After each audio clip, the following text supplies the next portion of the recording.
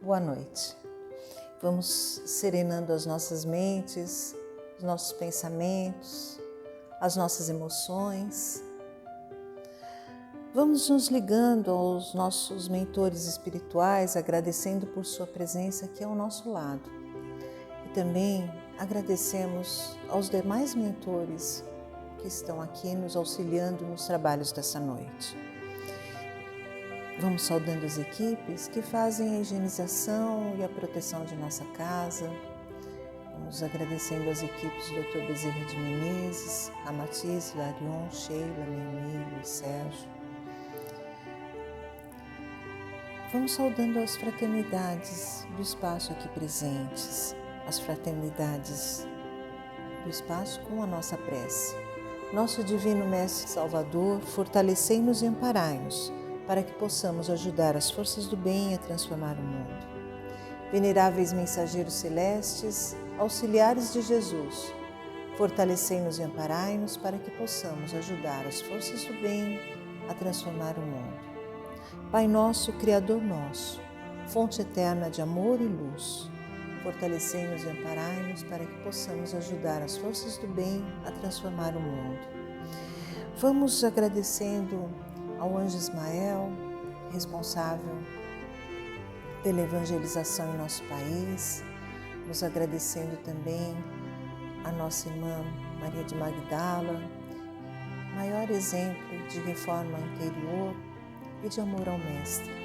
Agradecemos também a nossa mãe espiritual, Maria de Nazaré, mentora dessa casa. E pedimos a ela que nos envolva em seu manto de luz e de paz. Vamos agradecendo ao nosso Mestre Jesus, mostrando-lhe quanto estamos melhorando a cada dia. E juntos vamos até o Pai Criador e o agradecemos com a prece. Pai nosso que estás nos céus, santificado seja o vosso nome. Venha a nós o vosso reino, seja feita a vossa vontade, assim na terra como nos céus. Pão nosso de cada dia nos dai hoje, perdoai as nossas ofensas, assim como nós perdoamos aqueles a quem nos têm ofendido, e não nos deixeis cair em tentação, mas livra-nos de todo mal, que assim seja, graças a Deus e graças a Jesus. Boa noite novamente, sejam todos muito bem-vindos a essa casa. Hoje nós vamos continuar falando a respeito do capítulo 5, que é do Evangelho segundo o Espiritismo, que o tema é Bem-aventurados os aflitos. E hoje nós vamos falar de um tema que é Instrução aos Espíritos, é o tema número 25, a melancolia. Então o nosso texto, o que a gente recebeu como mensagem mediúnica que consta lá no Evangelho, é uma mensagem de François de Geneve, Bordeaux. Ele diz o seguinte: sabei porque, às vezes, uma vaga tristeza se apodera dos vossos corações e vos leva a considerar amarga a vida? É que o vosso espírito, aspirando à felicidade e à liberdade, se esgota, jungido ao corpo que lhe serve de prisão, em vãos esforços para sair dele. Reconhecendo inúteis estes esforços, cai no desânimo e, como o corpo lhe sofre a influência, toma-vos a lassidão, o abatimento, uma espécie de apatia, e vos julgais infelizes. Crede-me, resisti com energia a essas impressões que vos enfraquecem a vontade. São inatas no espírito de todos os homens as aspirações por uma vida melhor, mas não as busqueis neste mundo. E agora, quando Deus vos envia os espíritos que lhe pertencem para vos instruírem acerca da felicidade que ele vos reserva, aguardai pacientemente o anjo da libertação, para vos ajudar a romper os liames que vos mantêm cativo o espírito. Livrai-vos de que, durante o vosso degredo na terra, tendes de desempenhar uma missão que não suspeitais, quer dedicando-vos à vossa família, quer cumprindo as diversas obrigações que Deus vos confiou. Se, no curso desse degredo provação, exonerando-vos dos vossos encargos, sobre vós desabarem os cuidados, as inquietações e tribulações, sede fortes e corajosos para os suportar. Afrontai-os resolutos. Duram pouco e vos conduzirão à companhia dos amigos por quem chorais, e que, jubilosos por ver-vos de novo entre eles, vos estenderão os braços, a fim de guiar-vos a uma região inacessível às aflições da terra. Bom, esse é um texto que nos traz um abundante processo de reflexões.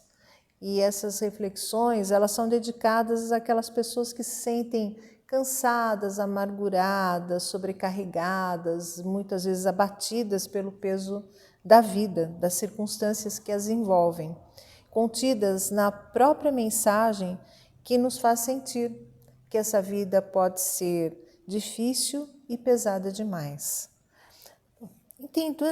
Vamos tentar entender um pouquinho o que é esse termo melancolia. O Hipócrates, que viveu no século IV a.C., lá na Grécia, ele foi considerado o pai da medicina ocidental. Tá? E posteriormente também teve o filósofo Galeno, e eles acreditavam que o ser humano, de acordo com os fluidos que tinha no corpo, ele tinha 4 que eles classificaram como humores, né? Então, 4 formas ou 4 humores predominantes no organismo. O que tinha que acontecer? Esses humores, eles tinham que estar em equilíbrio. A partir do momento em que um tivesse assim, mais forte, né, ou estivesse se manifestando mais, o corpo entrava em desequilíbrio e a pessoa tinha essa tendência, né, seguia uma certa tendência, tá certo? Então, por exemplo, um dos equilíbrios, né, um dos humores era o sangue, tá? Que trazia alegria, otimismo, confiança. Tinha um outro que é o fleuma, né, que é aquelas pessoas mais tímidas, mais apáticas, mais quietinhas, né? A bile amarela, que está mais ligada ao fígado, então são aquelas pessoas impulsivas, intensas, né? Aquela pessoa que não tem sossego, né? Tudo dela é muito intenso. E tem uma outra que foi classificada como bile negra, que era formada pelas palavras melan, que significa negro, e clores, que significa bilis. Então, melancolia, né? Contudo, o excesso da bile negra no organismo, segundo Hipócrates, seria o causador desse mal-estar, dessa perda de apetite, dessa insônia, né? E, por fim, acabava se instaurando junto à pessoa uma tristeza profunda. Né? Então, por isso, né, a origem da palavra. Depois, com o decorrer dos séculos aí, mais modernos, né, foi caindo um pouco por terra isso daí. Então, não é, quer dizer, a origem da palavra continua sendo essa, né, mas um estudioso da área de psicanálise, que é o Freud, ele escreveu um livro, um tratado que se transformou em livro, que é Luto e Melancolia. E nesse tratado ele argumenta que o luto e a melancolia, elas são muito semelhantes. Quer dizer assim, as pessoas têm reações muito semelhantes. Só que tem uma diferença fundamental. No luto, a pessoa tem a perda de uma pessoa querida. Então, como ela se transforma em luto, é como o organismo, né, a mente, a consciência acaba se transformando, né, ou ficando enlutada, tá? Mas a melancolia, ela tem um diferencial que você não precisa necessariamente ter um motivo para isso. É quando, vamos dizer assim, quando a alma, quando a consciência, né, da pessoa acaba enveredando para um lado que é esse lado da tristeza, né, do desalento, né, do prostrado, tá? Que é justamente por quê? porque ela está ligada ao inconsciente, ou seja, a pessoa não sabe por que isso acontece com ela. Bom, esse sentimento não tem assim uma data para acontecer, ele pode acontecer em qualquer momento da nossa vida, pode ser na infância, na adolescência. Na adolescência é assim, até bastante comum acontecer, né, do adolescente estar passando por um estágio, uma mudança, né, que é da infância para a idade adulta. Então tem uma série de questionamentos, então muitas vezes a gente encontra as pessoas mais melancólicas, né, nesse sentido. Mas não tem uma data correta. E não significa também que se a pessoa já passou pelo estágio da melancolia, ela está livre disso. Ela pode acontecer a qualquer momento, pode retornar a qualquer momento, tá? Então, quando essa sensação de cansaço, de moleza, de prostração nos acomete, nós precisamos identificar o que nos faz sentir assim, né? E agirmos no sentido do que iremos aprender com essa situação, porque tudo tem um aprendizado, né? Então, o que a gente vai aprender com essa situação? A inércia e o tédio também são características marcantes de um indivíduo melancólico, né? A pessoa, sabe, está entediada, não tem vontade de fazer nada, não tem ânimo, não tem impulso, né? E viver na melancolia é como a gente se preenchesse de um vazio, né? Não consegue ver o significado das coisas, o que acaba tornando uma dor. Com base nessa reflexão, eu gostaria de citar uma análise que foi feita pela professora de filosofia Lúcia Helena Galvão. Ela é de um instituto que chama Nova Acrópole. Esse instituto existe no Brasil todo. E os professores de filosofia lá, eles trabalham como voluntários a fim de trazerem informações para as pessoas, né? E ela se baseia num livro do Khalil Gibran, que é o Profeta. Então ele são feitas, né, nesse livro são feitas diversas perguntas ao profeta, né, como a um fictício profeta, e aí para cada uma delas tem uma resposta, um poema, né? E na resposta com relação à dor, ele nos faz entender que seria assim, um fator bastante positivo na nossa vida. E a gente até se choca um pouco, né? Quer dizer, como que a dor pode ser algo positivo? Mas ele diz assim, ó, que para que nós possamos entender, a gente precisa trocar a lógica da vida, ou seja, o nosso sentido de vida. Então, no nosso sentido de vida moderno, nós estamos sempre nos associando ou sempre ligando ao prazer, né? E o sentido verdadeiro da vida está no crescimento e não no prazer. Então, o que é bom não é o que é agradável para você que te faz crescer, que te faz evoluir, tá? Se algo te faz crescer, então ele é bom para você, mesmo que não seja agradável.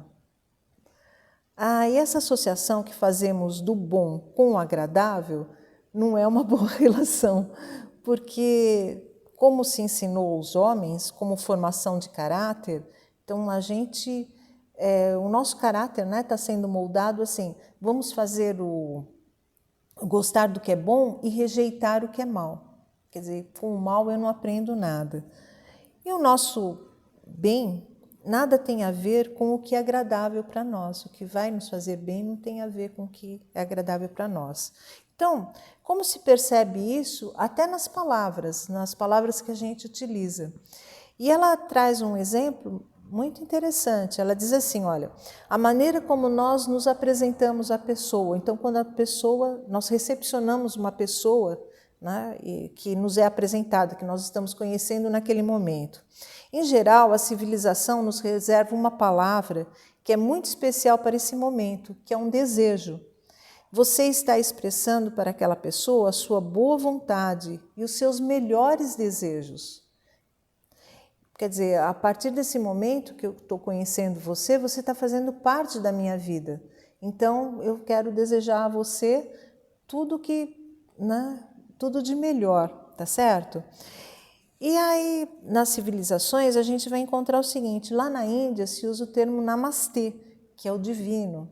Em Roma se usa o termo ave, que é o sagrado.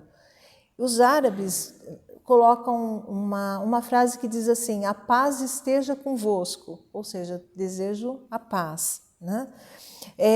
Os incas, né, que já não são mais uma civilização, né, que foram dizimados, eles dizem assim: olha, não seja, o desejo deles, não sejas mentiroso, não sejas ladrão e não sejas ocioso. Então, você está conhecendo uma pessoa naquele momento, fala: olha, não sejas ladrão, não sejas mentiroso e não sejas ocioso. Quer dizer, assim, a pessoa fala: opa, né? Tem que andar na linha, tem que andar direito, né? Ou seja, se você está fazendo parte da minha vida, é isso que eu te desejo.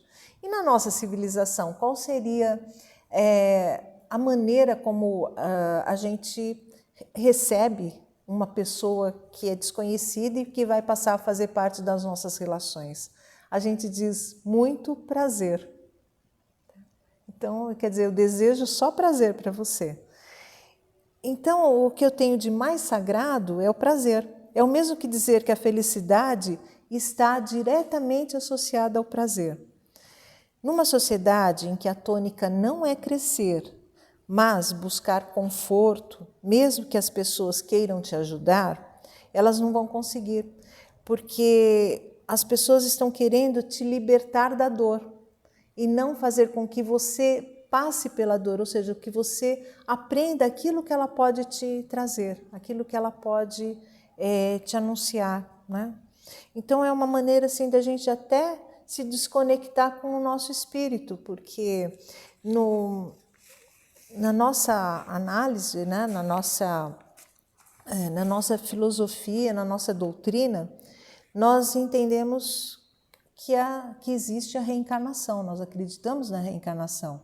Então, se você está reencarnando a fim de aprimorar seu espírito, como é que a gente faz isso? É só assumindo as nossas provas, as nossas expiações, as nossas dificuldades, tudo aquilo, quer dizer, aprender com todo esse ensinamento, né, para que nós possamos nos aprimorar. Aí tem, né, uma notícia muito triste que vai impactar a cada um de nós de uma maneira diferente. É que às vezes a gente entra, quando você tem dificuldades, quando você tem provas, quando você está cumprindo as suas expiações, às vezes a gente entra num estágio ou de melancolia, né, fica lá apático, né, não toma reação nenhuma. Ou então a gente se revolta com tudo, né? Se revolta com Deus, se revolta com a humanidade e tal. Ou então a gente relativiza a situação, quer dizer, não é bem assim, né? A gente vai deixando meio que de lado. Então, não são formas de crescimento nem de aprendizado. Então, não é o fato da gente querer viver em um vale de lágrimas, nada disso, né? Mas é a busca pelo entendimento daquilo que nós estamos passando. E nesse aspecto, tanto a terapia com a associação livre, quanto a filosofia com os questionamentos, como o espiritismo com as suas mensagens espirituais, nos impulsionam a crescer. Isso também faz parte da lei do progresso. Tá? Você pode ter, assim, as situações podem ter sido interpretadas de maneiras diferentes, elas são originárias, cada um acredita que ela seja originária de um ponto, mas elas não são divergentes, elas acabam, né, se unindo, elas acabam se complementando. Então, inclusive assim, nós como pais, né, na geração atual, a gente tem poupado muito os nossos filhos, né? A gente não quer que eles passem por agruras, que eles passem por dificuldades, né? Então, muitas vezes a gente acaba até tirando deles a oportunidade de se responsabilizarem ou de crescerem através das responsabilidades. Bom, na instrução dos espíritos sobre a melancolia, o Evangelho, através de François de Geneve, nos traz o entendimento de que o espírito busca a sua liberdade e felicidade, que ele havia experimentado quando ele estava liberto do corpo físico, julgando-se, portanto, infeliz enquanto encarnado. Nessa ânsia de se obter uma solução, porque a gente quer que a resposta apareça pronta, né? Sem nenhum esforço, e conscientizando-se de que esses esforços são inúteis, cai no desânimo, fazendo o corpo sofrer com a sua fraqueza, um abatimento, uma espécie de apatia e tornando-se infeliz. Nesse momento, frente ao desalento, às vezes a alma encontra-se de uma maneira que ela não quer dar continuidade à vida e resolve desencarnar, mesmo que não seja pelas vias naturais. E aí, a gente está perdendo uma grande oportunidade, uma grande possibilidade que seria essa encarnação. Então, nós temos que nos conscientizar de que, mesmo passando por situações complicadas, nós temos o dever, como espíritos, de continuar a nossa caminhada. O fato de nos deixar abater pelas dificuldades que nos são impingidas nos enfraquece. Lembrando sempre que, com vontade, com perseverança e fé, podemos alcançar o resultado da missão que o nosso espírito se prontificou a cumprir. Então, nós somos seres humanos, claro que nós nos abalamos frente a situações que fogem ao nosso controle. A gente gostaria de dominar tudo, né? Ou gostaria que tudo fosse da maneira como a gente planejou. Mas até quem tem conhecimento da doutrina espírita se sente assim, né? Mas por isso é tão importante a gente buscar o conhecimento e o autoconhecimento. Então, sempre usar a fé raciocinada, entendendo que nada é por acaso e, por isso, tomar as rédeas da nossa própria vida e rever aquelas posições. Então, a gente também precisa usar todo o nosso aprendizado, né? Não esquecendo das palavras do Espírito da Verdade, né? Que dizia que o nosso primeiro ensinamento seria amai-vos e o segundo seria instruí-vos, né? Então, a gente precisa buscar essa instrução e, a partir do momento que você tem essa fonte de informações, utilizá-la para o seu benefício. Bom, tem um neuropsiquiatra, ele é austríaco, ele viveu durante 13 anos num campo de concentração. Ele tem um livro que se chama Um Sentido na Vida, é o Viktor Frankl. Ele morreu em 97, né, no finalzinho do século XX. Mas ele percebeu o seguinte, que quando a pessoa tinha um sentido na vida, ela tinha um ânimo maior para poder se manter, né, para aproveitar essa encarnação que ela estava vivendo. E ele percebeu assim que a cada 30 pessoas, somente uma sobrevivia num campo de concentração. E essa pessoa sobrevivia justamente porque ela tinha um firme propósito, ela tinha um sentido na vida. Bom, o sentido na vida dele era, né, fazer uma terapia que trouxesse esperança para as pessoas e reencontrar a sua esposa, né? A Joana de Ângeles, ela completa essa ideia. Ela diz assim, a vida tem um sentido. Às vezes não tem muito como a gente mudar, mas às vezes não buscamos os sentidos. Então, lembrando que ficaríamos estagnados se a gente não tivesse desafios, né? Então, a gente precisa desses desafios, é uma válvula propulsora para que a gente possa atingir, né, o objetivo, ou mesmo para que nós possamos progredir, para que a gente possa se conscientizar e evoluir, tá? Bom, quanto ao fato de aspirarmos por uma vida melhor, é inerente, né, a todos os homens, e por isso que a gente está sempre procurando momentos de alegria, de felicidade, tá? E ele também coloca que muitas vezes nós achamos assim, que nós nos lembramos que durante o nosso degredo na Terra, foi colocado assim, tendes de desempenhar uma missão que não suspeitais, quer dedicando-vos à vossa família, quer cumprindo as diversas obrigações que Deus vos confiou.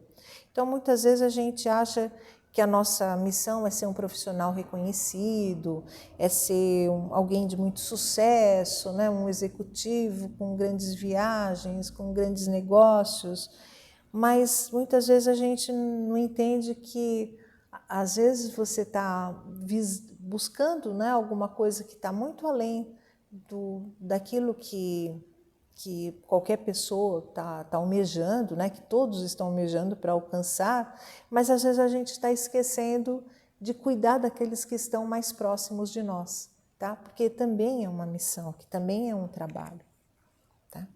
Bom, ele termina também dizendo que os resolutos serão reconduzidos à companhia daqueles por quem chorais. Irão vê-los de novo em outro plano, a fim de guiá-los novamente por uma região inacessível às aflições da terra. Lembrando que o curto tempo é na visão espiritual, né? Porque a gente fala assim, nossa, já faz 30 anos, 40 anos, né? Quantos anos mais eu vou ter que, né, esperar para me reencontrar com essas pessoas ou para sair dessas aflições que são causadas aqui na Terra, né? Só que o tempo, né, o espaço-tempo é diferente. E aí essa nossa liberdade, escolher sempre as nossas atitudes perante as situações. Como nós nos posicionamos diante da vida e frente às coisas que nos acontecem. Então, para que tudo dê certo, é preciso que se movimente à vontade. É preciso muito esforço, não passamos por provas maiores do que o nosso espírito possa dar conta. É aquela história, né? Deus dá o frio conforme o cobertor. Né? Então, se nós estamos passando por algumas dificuldades hoje ou nesse planeta, é justamente por quê? Porque nós temos força suficiente para superar isso, né? E evoluirmos e crescermos. Então, na criação, tudo está sempre em movimento. E eu gostaria de colocar também, para ilustrar, né? Que lá no Livro dos Espíritos, o Kardec faz uma pergunta, que é a questão 943. E ele diz assim, olha, de onde nasce o desgosto da vida, que sem motivos plausíveis se apodera de certos indivíduos? E a resposta dos Espíritos é efeito da ociosidade, da falta de fé e também da saciedade. Então, a ociosidade, porque a gente está sempre muito ocupado, está sempre muito agitado, tem muito o que fazer, né? Tem muitos afazeres. Então, fala, não, mas como que eu estou, né? Eu estou ocioso? Quer dizer, a gente tem muito para fazer fora, né? Mas a gente está tendo pouco contato, né? Está se afastando cada vez mais de nós mesmos. Porque quando eu começo a olhar muito para o outro, eu acabo esquecendo de olhar para mim mesmo. E esse é um dos nossos exercícios mais difíceis de serem feitos, né? A gente começar a se autoanalisar, a gente começar a buscar um conhecimento interno, né? O nosso próprio conhecimento. Mas muitas vezes a gente quer fugir, né, dessa situação justamente para não encontrar esse vazio existencial. A falta de fé, porque muitas vezes a gente cumpre rituais, mas nem sempre está depositando toda a nossa fé, né, no Criador. E como também, né, a gente já viu em outros, nesse mesmo capítulo, né, nós já vimos com relação à explicação da dor, e o remédio para a dor é a fé, né? A fé verdadeira, não aquela fé rotulada. E a saciedade é que a gente, sem pensar em consequências, é aquele culto do prazer, é entrar nessa corrida louca, né? É esquecer nos nossos verdadeiros valores, que estão o perdão, a humildade, a caridade e tantos outros. Bom, para finalizar, eu gostaria de trazer uma frase do Chico Xavier. Ele diz assim: escapamos da morte quantas vezes for preciso, mas da vida nunca nos livraremos. Bom, eu gostaria de colocar aqui também, fazer um agradecimento a todas as pessoas que fizeram doações para a nossa casa, e continuamos recebendo essas doações sempre às quartas-feiras, tá? Tanto no horário da noite, quanto no horário do dia, das 9 às 16 horas. Tem uma pessoa que fica aqui às quartas-feiras e ela pode receber essas doações. São doações para a cesta básica, né? Arroz, feijão, farinha, achocolatado, bolachas, o que a pessoa puder colaborar, né? E porque agora a gente tem auxiliado a cerca de 40 famílias, tá? Todo mês, então acaba pesando um pouquinho. Então é graças às doações que as pessoas têm feito que está nos ajudando a formar essas cestas. E todo mês também a gente tem aqui, né, organizado em função da pandemia, claro, nós temos um bazar que a gente chama de Bazar da Pichincha. Também a gente aceita as doações de roupas, de calçados, eletrodomésticos, utensílios, tá, de cozinha. Quer dizer, o que a pessoa puder doar, pode ser roupas também, roupas de bebê, enxovais, né? Para que a gente possa montar esse bazar mensalmente, tá bom? Então, graças à colaboração de todos, as pessoas que têm nos auxiliado, que a gente está conseguindo manter essas atividades. Muito obrigada.